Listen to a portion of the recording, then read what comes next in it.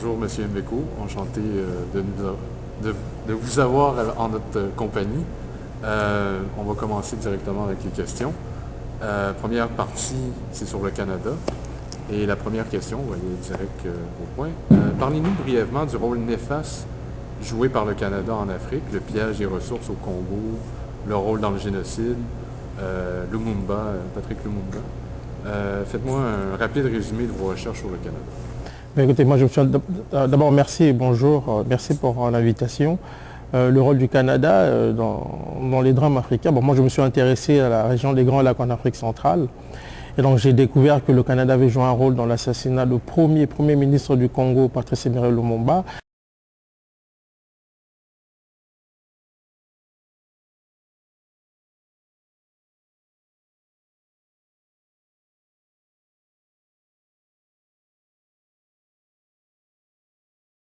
Le Canada avait délégué des casques bleus dans le cadre de la mission des Nations Unies à l'époque qu'on appelait l'ONUC. Et donc ces casques bleus officiellement étaient sous commandement des Nations Unies, mais officieusement étaient en contact avec le QG de la défense canadienne et les puissances occidentales qui étaient impliquées dans le conflit. Donc le Canada va jouer un rôle déstabilisateur. Durant la crise en 1960, juste quelques jours après l'indépendance du Congo. Et cette crise va mener à l'assassinat du premier ministre Patrice Emery Lumumba. Et quelques temps après, le Canada va être impliqué dans le drame des Grands Lacs, notamment au Rwanda, et plus tard encore au Congo, en République démocratique du Congo, toujours à travers une force des Nations Unies, une force multinationale mise en place par les Nations Unies. Au Rwanda, il y a le rôle du général Dallaire.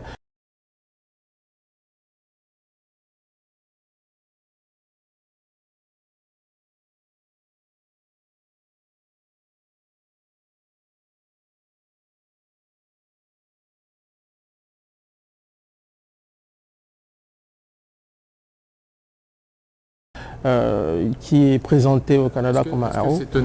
Est-ce que c'est occulte ou c'est officiel? C'est-à-dire on cherche un peu dans les informations faciles? Ce n'est pas aussi caché que ça, il suffit de chercher un peu, de gratter un peu. Mais c'est sûr que les grands médias n'en parlent pas. Vous savez, Dallaire est présenté ici comme un grand héros. Tous les acteurs canadiens qui ont été impliqués dans les crises en Afrique centrale sont présentés comme des héros. Il y a Dallaire, il y a le général Maurice Baril, il y a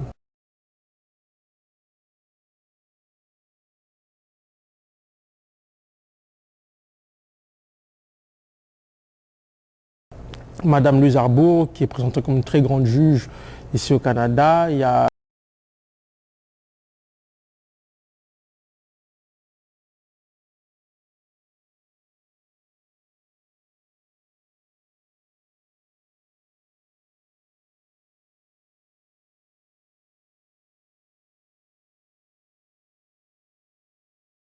M. Raymond Chrétien, qui était l'ambassadeur des Nations Unies pour les Grands Lacs à l'époque.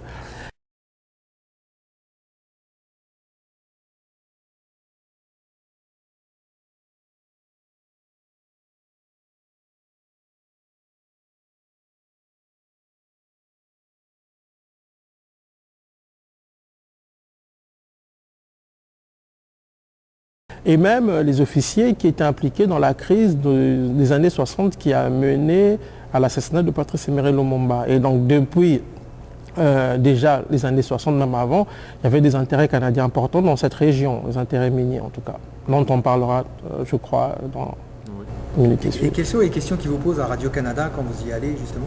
Moi, je suis allé à Radio-Canada une fois. À la radio de Radio-Canada 2 ou 3 fois. Généralement, ce sont des questions très orientées qui ne permettent pas d'aborder des questions de front, les véritables enjeux. C'est surtout, les Africains se massacrent, les barbares qui se massacrent. Le Rwanda, c'est quoi? Les Hutus, les Tutsis.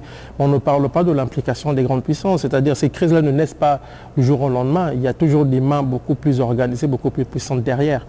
Et quand je suis passé à la télé de Radio-Canada, j'ai fait 20 minutes, c'était 2 minutes qui sont passées à la télé. Dans son contexte, la citation était dans son contexte? Ben, oui, là, la citation était dans son contexte, mais le problème, c'est qu'il faut comprendre que ceux qui suivent la télé, le commun des Québécois, du Canadien, n'a pas une grande connaissance de ces choses-là. Donc quand on présente les choses de manière rapide et ambiguë, les gens ne comprennent toujours pas. Parce que les gens ont déjà une idée faite, ils ont des idées toutes faites sur ce qu'ils entendent quotidiennement sur ces conflits africains. Deuxième question.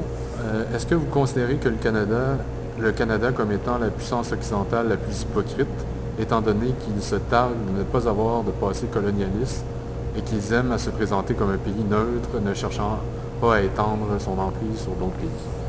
Ben, tout à fait, parce que vous savez, quand mon premier livre est sorti, même en France, moi j'ai entendu des officiers qui me disaient mais c'est pas vrai, pas les Canadiens.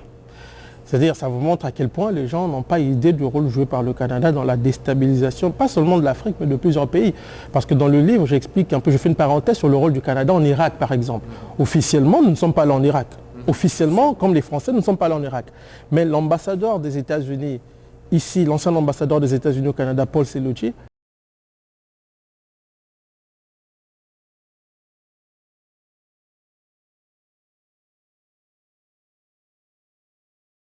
avait clairement remercié le Canada pour son grand rôle dans le conflit en Irak. Donc ça vous donne une idée du rôle joué sournoisement par le Canada dans plusieurs régions du monde.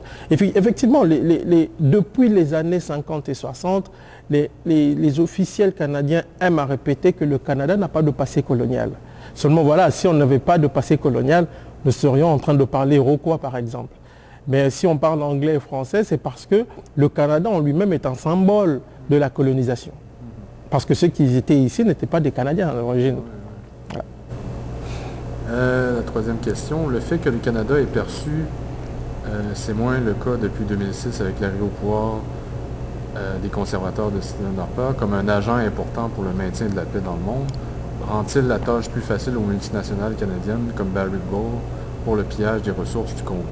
Mais c'est ce que j'explique d'ailleurs, parce que c'est parce que le Canada est perçu comme un acteur neutre dans les conflits qu'on l'utilise ou qu'il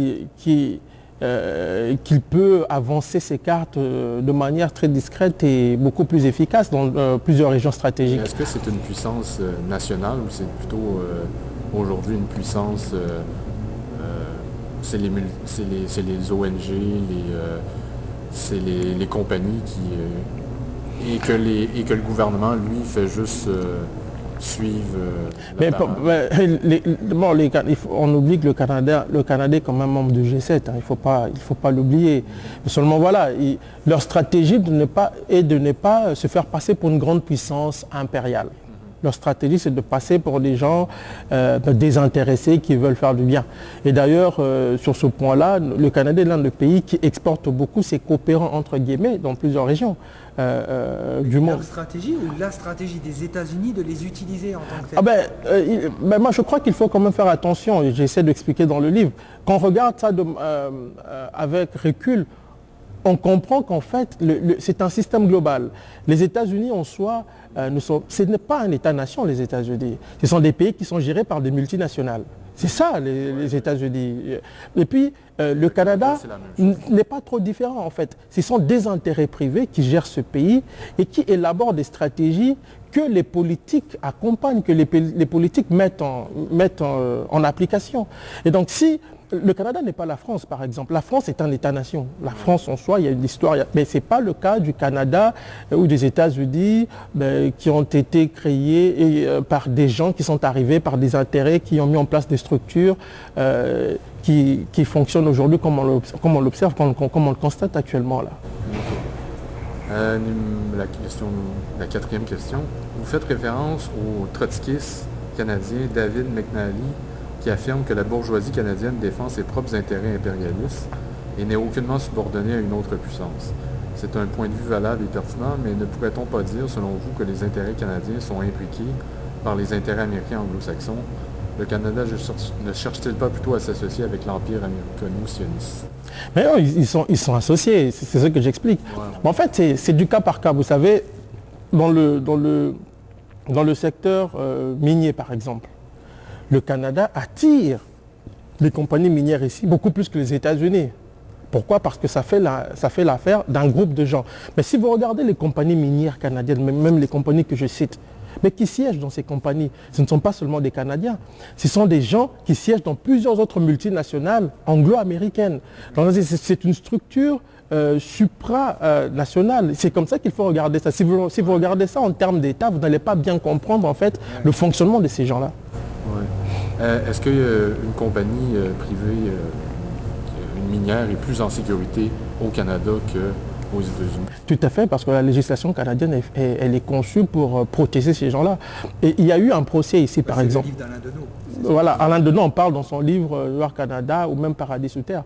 Et j'explique ça aussi ici, dans mon premier livre. Qu'est-ce qui se passe, c'est que quand une compagnie, par exemple, est reconnue coupable d'un crime sous d'autres cieux, en Afrique, par exemple, si cette compagnie est basée au Canada, il est difficile de la faire condamner ici. Parce que la législation canadienne est faite pour protéger ce type de compagnie, ce genre de compagnie. Question 5.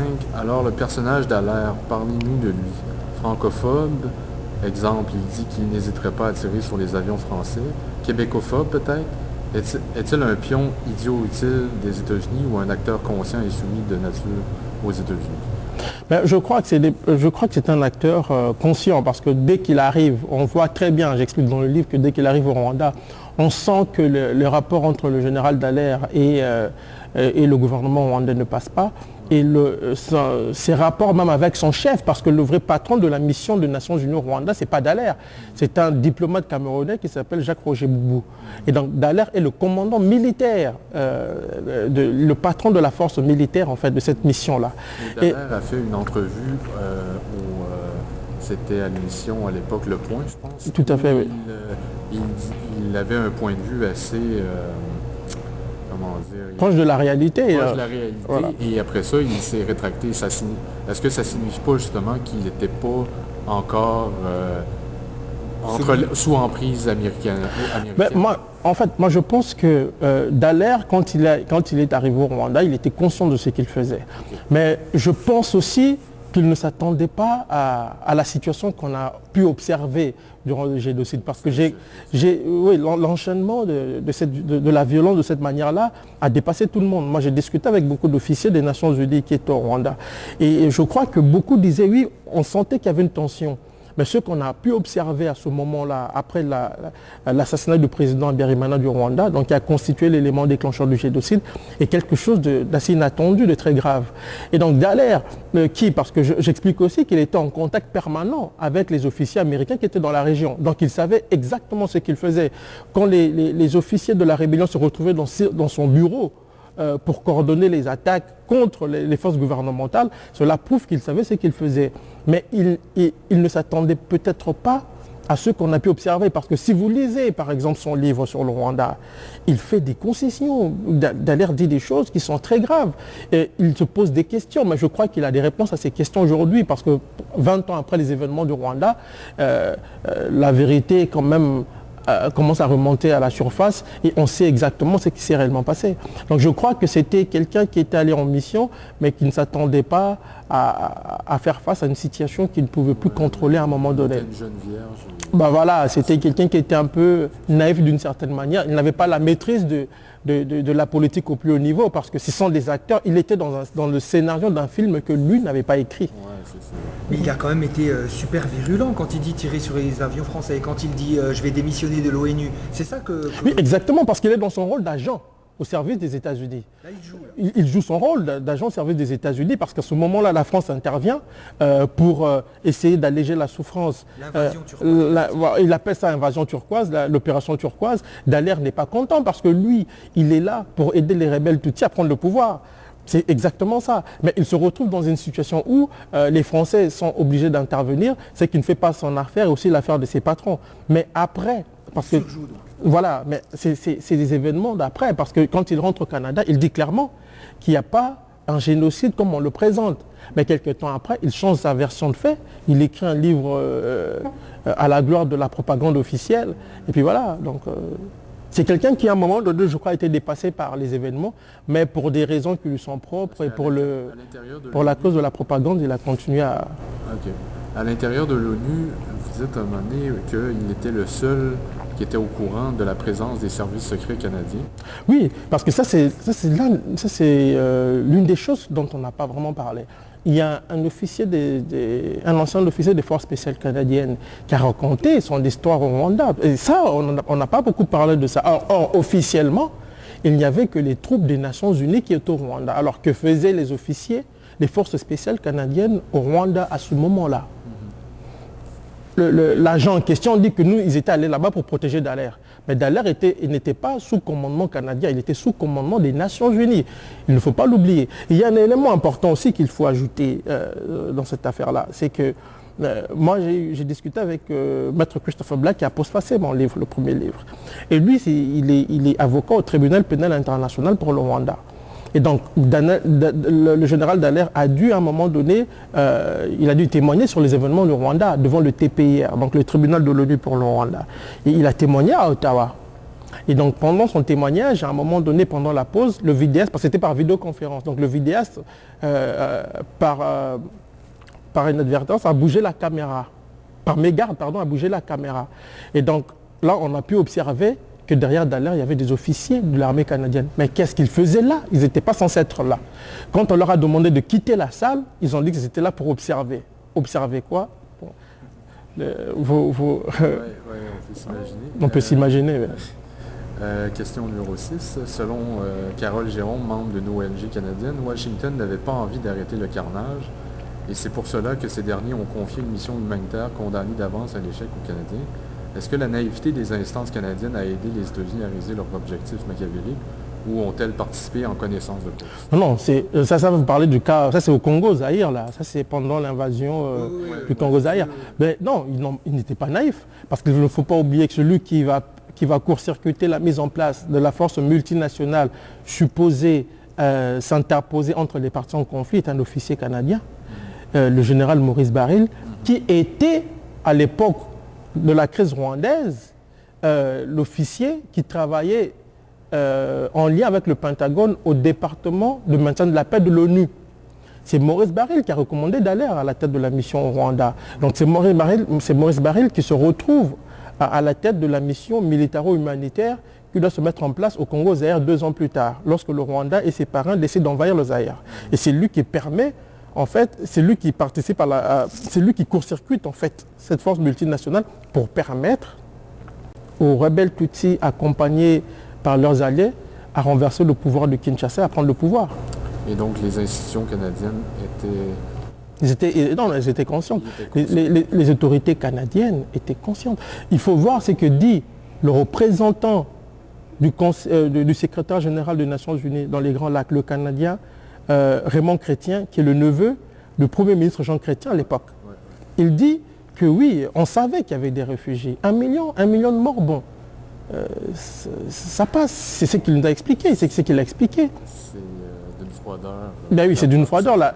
Ça fait peur, mais c'est la réalité. Quand on a livré les Rwandais à la fureur de leur bourreau, comme on a pu observer, et quand on a court-circuité la force multinationale au Congo-Zaïre, à l'époque, il faut dire que les troupes rwandaises sont en train de massacrer systématiquement les réfugiés Hutus et les Congolais dans la jungle zaïroise, dans la forêt zaïroise.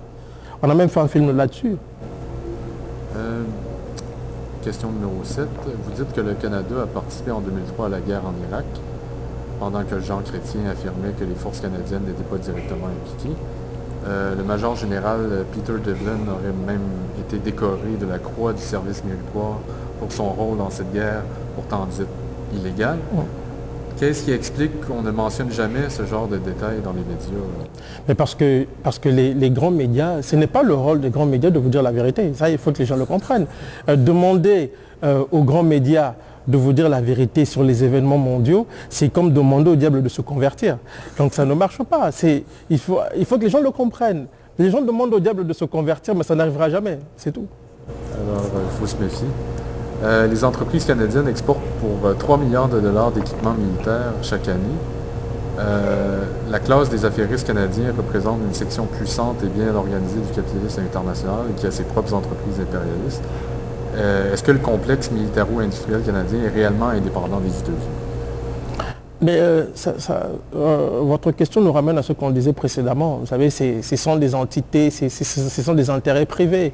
Ce n'est pas une affaire d'État, c'est beaucoup plus une affaire d'intérêt privé.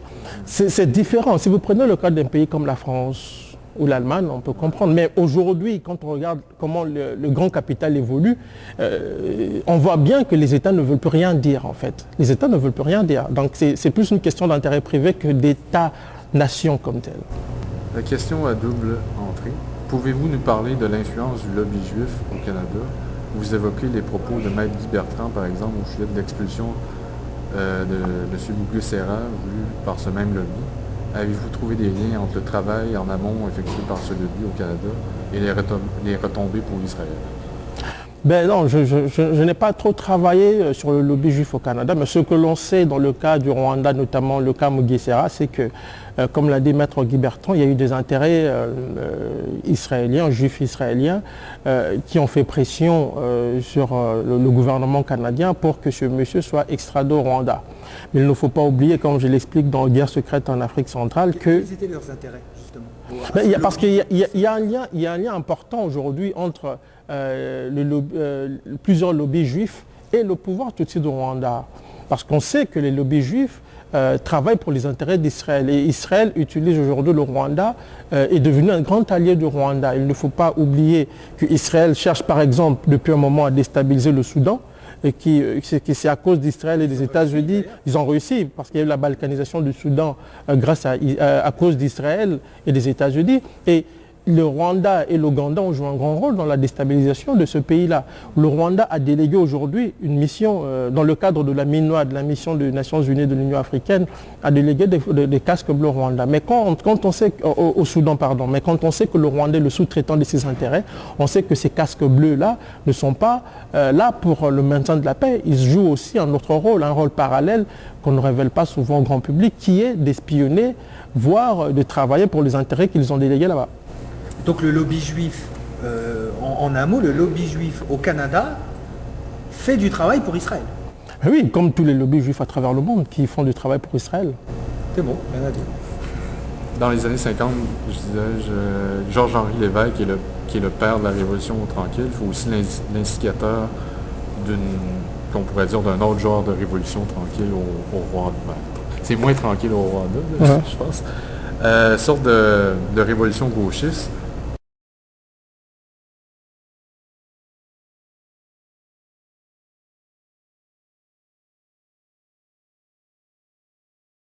On peut dire qu'il a utilisé le Rwanda et joué aux apprentis sorciers en fondant l'Université du Rwanda. Pouvez-vous nous parler du rôle joué par cet homme? Je n'ai pas beaucoup étudié le rôle de M. Lévesque, mais tout ce qu'on sait, c'est que M. Lévesque, comme d'ailleurs les prêtres canadiens Guy Pinard et Claude Simard, ont joué quand même un rôle important sur le plan social au Rwanda. Hein. Vous avez dit d'ailleurs qu'il a participé. Non. Ce n'est pas néfaste. Moi, je crois que c'est parce qu'ils jouaient un rôle quand même assez louable qu'ils ont été tués, en tout cas pour les deux derniers, par les extrémistes tutsis de Rwanda. Parce qu'eux avaient compris, ils connaissaient l'histoire du Rwanda. Et donc, quand la crise a commencé, ils ont commencé à expliquer que la réalité n'avait rien à voir avec tout ce qu'on nous racontait dans les médias. La réalité n'avait rien à voir avec tout ce que les extrémistes tutsis et les organes de propagande et leurs organes de propagande racontaient. Cette révolution, cette décolonisation qui a mené aux États indépendants en Afrique et qui a mené les Hutus au pouvoir. Oui, en partie, effectivement. Est-ce que ça a changé complètement la dynamique au Rwanda? Est-ce qu'il y a quelque chose là-dedans qui a été... La révolution s'est-elle faite un peu trop brusquement? Non, mais il faut dire qu'il n'y avait pas, c'est pas seulement grâce aux prêtres canadiens, mais ils y ont été pour quelque chose. Parce que démocratie et prêtre ou religion catholique au Rwanda. En Afrique, un peu partout en Afrique. Ça semble aller de pair. Et mettre la démocratie... Non, pas la démocratie. Il ne faut pas oublier qu'en Afrique... mais il ne faut pas oublier qu'en Afrique, l'Église catholique a joué un grand rôle dans la colonisation. Exact. Donc on nous demandait de fermer les yeux, de regarder la Bible pendant qu'on prenait nos terres. Mais cela ne veut pas dire qu'il n'y a pas des gens, il n'y a pas de prêtres qui ont travaillé vraiment pour la décolonisation du continent africain, qu'il y avait des gens qui aimaient les Africains et qui trouvaient ce système-là. Est-ce que leurs intentions étaient bonnes? Dans le cas du Rwanda, dans le cas du Rwanda, les intentions de M. Lévesque ou encore même des pères Claude Pénard ou Guy Sipa étaient nobles, leurs intentions étaient nobles, on l'a très bien vu. Et c'est d'ailleurs pour cette raison qu'ils ont été assassinés. On peut dire que donc ces prêtres québécois catholiques qui ont été assassinés, donc, ils l'ont été indirectement par le Canada. Le Canada fédéraliste tue de manière indirecte, je dis bien de manière indirecte, des prêtres québécois. En tout cas, si, bon, tuer en manière indirecte peut-être, mais je dirais que dans le cas des pères Simard et Pénard, le Canada a occulté la vérité. En tout cas, c'est placé du côté des tueurs, de ses propres ressortissants. Qu'est-ce qu'ils avaient découvert? Mais ils avaient découvert que l'histoire officielle n'était pas vraie. Ils essayaient d'expliquer que ceux-là qu'on nous présentait comme des libérateurs du Rwanda, ceux-là étaient des tueurs. Ils disaient clairement que le Canada soutenait des gens qui n'étaient pas des gentils, comme on nous présentait. Les extrémistes autour du Rwanda n'étaient pas des gentils, c'était des massacreurs. C'était des égorgeurs des femmes, ils tuaient des bébés. Et donc c'est ce qu'eux expliquaient aux gens. Alors ça n'a pas fait l'affaire des extrémistes Tutsis soutenus par le Canada, on les a assassinés. Et le Canada a occulté cela jusqu'à ce jour, d'ailleurs, on n'en parle pas. Les crimes commis par le Canada en Afrique sont de facto, fédéralisme oblige, des crimes commis aussi par le Québec. Qu'est-ce que le Québec y a gagné? Ben, le Québec n'y gagne rien. Je crois que le Québec est même, parce qu'il faut dissocier, quand on parle du Canada, du Québec, il faut dissocier les hommes du pouvoir du petit peuple. Ça, c'est la première chose. Ça, c'est important parce que parfois, les gens font beaucoup d'amalgame. Et la deuxième chose, c'est que le Québec ne pèse pas trop sur le plan international, contrairement au Canada, parce que bon, c'est le Canada. La politique étrangère, c'est le Canada qui l'amène. Mais les gens du Québec pêchent d'une certaine manière par leur ignorance, comme d'ailleurs la plupart des Canadiens, des populations d'Occident.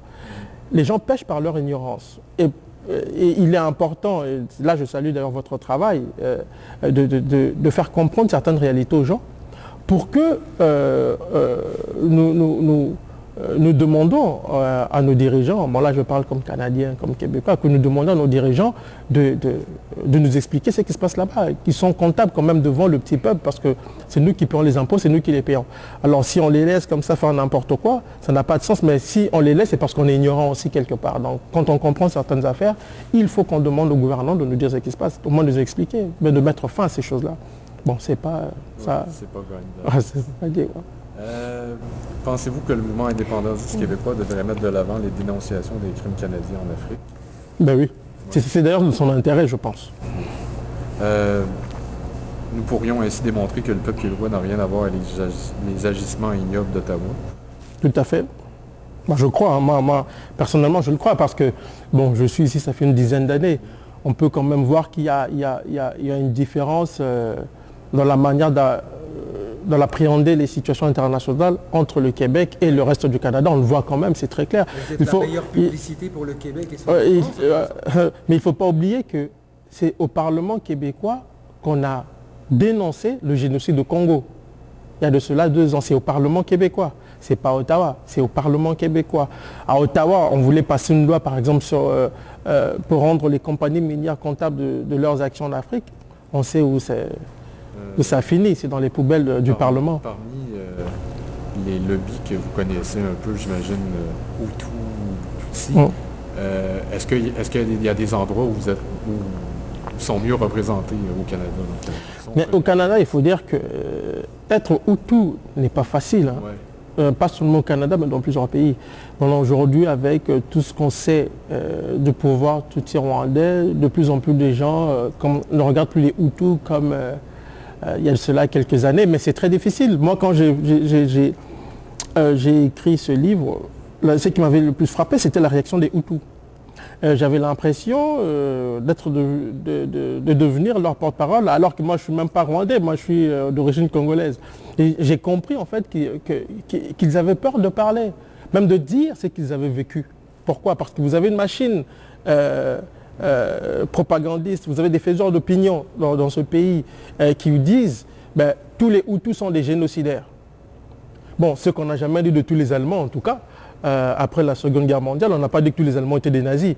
Mais on a trouvé cette latitude pour dire que voilà, tous les Hutus étaient des génocidaires. Alors, quand un Hutu dit quelque chose, En partant, il faut s'en méfier parce que c'est un génocidaire né, il a ce gène de génocidaire, donc il ne faut pas se fier à tout ce qu'il dit. Et quand j'ai sorti mon premier livre, j'ai vu des Hutus qui me disaient merci. Mais pourtant, moi, je ne fais pas l'apologie des Hutus ou quoi que ce soit. Moi, je ne fais que relater des faits. Et je ne suis pas contre les Tutsis, je ne suis pas contre les Hutus, je ne suis pas pour les Tutsis ni pour les Hutus, je suis un observateur neutre. Donc je regarde ça en tant qu'humain, en tant que chercheur, j'essaie de comprendre, c'est tout. Mais c'est très difficile, ça a été difficile pour les Hutus pendant très longtemps. Aujourd'hui, quand même, ils commencent à parler, à faire du bruit. Et moi, je crois qu'ils doivent continuer. Et même aujourd'hui, ils sont soutenus par des Tutsis qui comprennent que celui qui est au pouvoir... Vos racines familiales sont de où? Moi, je suis originaire de la RDC, le pays voisin du Rwanda, qui a été agressé par le Rwanda. Mais je n'ai jamais eu de problème avec tous les Rwandais. Je sais faire la part des choses, c'est qu'il n'est pas évident aujourd'hui. Le Congo doit être divisé j'imagine, en différentes ethnies ou... Le Congo, oui, mais au Congo, il y a plusieurs ethnies, il y a une centaine. Mais nous sommes Congolais avant de... Moi, je suis par exemple, ma région s'appelle l'Équateur. Ouais. Mais moi, je suis Congolais avant d'être de l'Équateur. Okay. Voilà, comme les Rwandais, ils sont Rwandais avant d'être Hutus et Tutsis.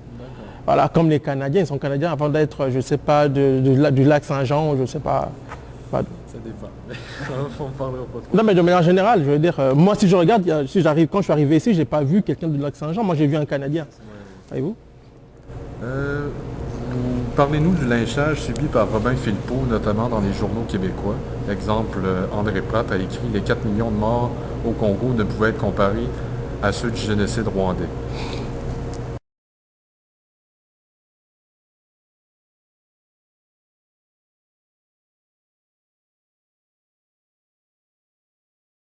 Vous savez, c'est très grave. Hein. Les 4 millions de morts au Congo ne pouvaient être comparés à ceux du génocide rwandais. C'est-à-dire qu'on fait une sorte de compétition victimaire. On vous dit que 4 millions de personnes massacrées par les troupes rwandaises ou décédées des suites de la guerre imposée au Congo par le Rwanda ne valent rien face aux Rwandais, aux morts rwandais qu'on a décrétés intouchables. Mais c'est ça qui est grave. Et Robin Philpot... À l'époque, quand il a écrit son livre... Ça ne s'est pas passé comme ça qu'Égalier. Oui, c'est ça, exactement. Est-ce qu'il a ouvert des... Parce que c'était un des livres... Au Canada, il n'y a personne qui prenait parole. Effectivement. En fait, je pense que le livre de Robin Philpot est le premier livre qui aborde la question de manière très originale en pointant véritablement les responsabilités. Bien entendu, ça ne faisait pas l'affaire des faiseurs d'opinion qui ont pris fait et cause pour un camp. Le camp des rebelles Tutsis qui ont pris le pouvoir au Rwanda. Il a été sévèrement lynché. Robin Philpot est un ami. Moi, j'avais suivi cette affaire de très près et on l'avait sérieusement lynché. Et on a fait de la propagande, on a même passé à la télé sur Radio-Canada une femme qui prétendait, en tout cas si elle a été violée, je compatis, mais elle disait qu'elle avait été violée par 500 personnes. Bon, moi je me suis dit, comment elle a fait pour compter les 500 personnes qui l'ont violée?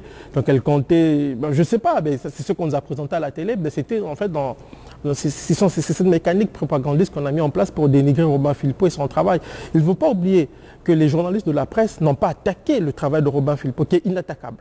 Ils ont attaqué la personne en disant qu'il avait nié le génocide. Comme si, en fait, dans le débat sur le Rwanda, on n'a pas le droit de questionner l'histoire officielle. C'est ça le problème aujourd'hui. On ne questionne pas l'histoire officielle du génocide, un peu comme en France, on ne questionne pas l'histoire officielle, entre guillemets, de la Shoah. Hein, c'est-à-dire, dès que tu touches à ça, on vous dit que bah ouais, il y a eu 6 millions de morts. Bon, dans un continent, il y avait seulement 3 millions de juifs, il y a 6 millions qui sont morts. Mais il ne faut pas questionner ça, il faut laisser ça comme ça. Les principaux acteurs canadiens des événements rwandais que relevait Robin Philpot sont souvent québécois, Raymond Chrétien, Maurice Barry, Louise Arbour, Roméo Dallaire, pur produit d'institutions canadiennes, fédérales, l'armée, les affaires étrangères, les affaires judiciaires. Peut-on parler du Canada comme d'une fabrique subtile à monstres ou agent manipulable? Non, on peut parler du Canada comme agent impérial, au même titre que les États-Unis. Chacun délègue... Dans les écoles, parce que pour en venir à une élite de ce genre-là, j'imagine que ça part d'une idéologie ou quelque chose. Mais tout à fait. Mais c'est ce que moi j'appelle le fondamentalisme néolibéral, qui crée ces agents un peu partout. Aujourd'hui, à quoi servent par exemple nos universités? C'est à créer ces genres d'individus qui vont se retrouver à la tête des institutions et qui vont faire le travail pour le compte du grand capital. Que ce soit aux États-Unis ou au Canada, c'est pareil. Quand on a parlé tantôt des multinationales canadiennes, mais qui on retrouve au sein de Barrick Gold. Barrick Gold, là, c'est canadien, là, je crois que c'est basé ici au Québec, je crois. Barrick Gold, là, c'est canadien, mais qui on retrouve là-dedans? On retrouve des anciens premiers ministres canadiens, on retrouve à un moment donné George Bush, qui n'est pas canadien, on retrouvait ce genre d'individus. Je pense qu'aujourd'hui, si vous voulez aborder les questions géopolitiques concernant les États comme les États anglo-saxons, notamment des pays comme le Canada ou les États-Unis, il ne faut pas penser en termes d'État-nation, il faut penser en termes d'intérêts privés qui contrôlent ces États que nous avons, ces intérêts privés d'ailleurs qui, juste une parenthèse, vous allez constater, vous allez remarquer, pendant que les politiques s'en prennent à la Chine, ces intérêts privés vont s'installer en Chine. Donc c'est pour vous dire qu'eux ne regardent pas le monde comme nous le regardons. Pour eux, ce n'est pas une affaire d'État, c'est une affaire d'intérêt. La Chine, il faut être chinois, en fait. Ah oui, mais eux, ils sont chinois au niveau des affaires. Ouais. Comme les Chinois sont aujourd'hui des grands capitalistes, donc ils pratiquent le capitalisme d'État, les Chinois. Donc ils ne sont pas trop différents de leurs vis-à-vis états-uniens et canadiens. Et ça permet qu'un jour, si jamais des Hutus se retournent contre l'État canadien et qu'on ait une amende à payer, c'est nous tous qui payons et c'est jamais eux. Non, c'est jamais eux. Voilà. La nation est un paravent. Voilà. Une espèce de communisme où on fait payer les pertes mais où on ne bénéficie pas des... Ben, ça a toujours été comme ça, même si vous regardez notre système économique. Nous, le mouton, donc le petit peuple, le mouton, nous payons, nous subventionnons des entreprises qui, eux, gardent leurs intérêts privés, qui paient leurs actionnaires. C'est comme ça que c'est ça la démocratie, en fait. Dans un Occident soumis à l'émotionnel, ne trouvez-vous pas que l'histoire de Corneille tombe à point? Croyez-vous en son histoire?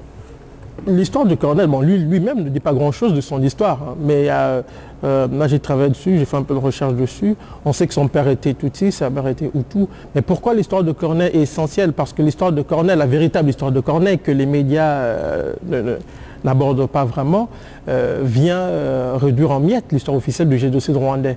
Parce qu'on sait qu'au Rwanda, on nous dit que ce sont les méchants Hutus qui ont massacré les Tutsis. Or là, on a tué un Tutsi qui lui collaborait avec des Hutus.